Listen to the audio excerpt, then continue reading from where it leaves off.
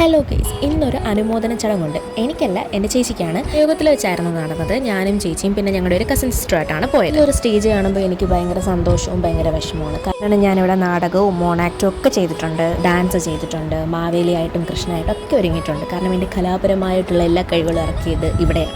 അതൊക്കെ ഓർക്കുമ്പോൾ വിഷമമുണ്ട്, സന്തോഷമുണ്ട്. കാര്യങ്ങളൊക്കെ പറയുമ്പോൾ എടുത്തു പറയേണ്ട ഒരു പേരുണ്ട്, വിജയലക്ഷ്മി ആൻറ്റി. കോർഡിനേറ്ററിനുപരി ആൻറ്റി ഞങ്ങൾക്ക് അമ്മയെ പോലെയായിരുന്നു. കുറേ അധികം കാര്യങ്ങൾ ആൻറ്റിയോട് പറയാനുണ്ട്. പക്ഷേ ഈ ഒരു വീഡിയോയ്ക്കകത്ത് നിൽക്കില്ലല്ലോ. ഓക്കെ, പിന്നെ നമ്മൾ ചായ കുടിച്ചു, കഴിക്കാനുണ്ടായിരുന്നു, അത് കഴിച്ചു. നമുക്കൊരു പ്ലേറ്റിൻ്റെ ആവശ്യം ഉണ്ടായിരുന്നുള്ളൂ. പിന്നെ ബാക്കി നമ്മൾ വീട്ടിലേക്ക് മാറ്റിയിട്ടുണ്ടായിരുന്നേ. അത് കഴിഞ്ഞിട്ട് അവാർഡൊക്കെ കൊടുക്കാൻ തുടങ്ങി. അങ്ങനെ അഖിലയുടെ പേര് വിളിച്ചു. ആ ഒരു സമയത്ത് എല്ലാവരെയും പോലെ തന്നെ എനിക്കും പ്രൗഡ് മൊമെൻ്റ് ആയിരുന്നു. പിന്നെ അതേപോലെ തന്നെ വിഷമം ഉണ്ടായിരുന്നു. അതൊക്കെ പോട്ടെ, എല്ലാവരും മിസ് ചെയ്യുമല്ലോ, അതൊക്കെ ഉണ്ടായിരുന്നു, അതൊക്കെ പോട്ടെ.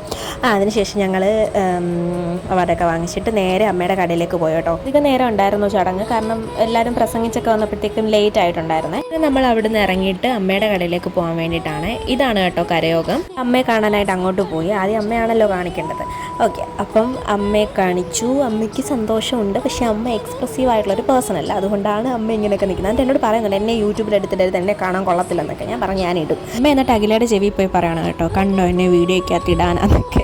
ഞാൻ പറഞ്ഞു ഞാനിടും, പക്ഷേ വേണ്ട, പറ്റത്തില്ലെന്നൊക്കെ പറഞ്ഞുകൊണ്ടിരിക്കുകയാണ്. പക്ഷേ സോറി അമ്മേ, ഞാൻ ഇട്ടിട്ടുണ്ട് വീഡിയോ, എന്നോട് ക്ഷമിക്കൂ സാർ. പിന്നെ നമ്മൾ അവിടെ നിന്ന് കഴിഞ്ഞിട്ട് വീട്ടിലേക്ക് നടന്നു പോകാനുള്ള ദൂരമുള്ളേ. അങ്ങനെ നമ്മൾ വീട്ടിലെത്തി.